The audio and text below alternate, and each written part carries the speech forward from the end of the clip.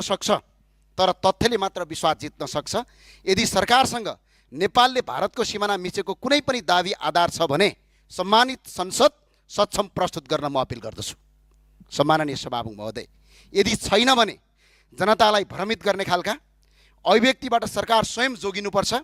प्रजातन्त्रमा विश्वासको आधार सत्य हो र सत्यको आधार तथ्याङ्क हो। त्यसैले प्रधानमन्त्रीलाई तथ्य बिना संसदमा बोलिएका शब्दहरू संसदको रेकर्डबाट हटाउनका लागि म संसद मार्फत सम्माननीय सभामुखज्यूलाई अपिल गर्न चाहन्छु।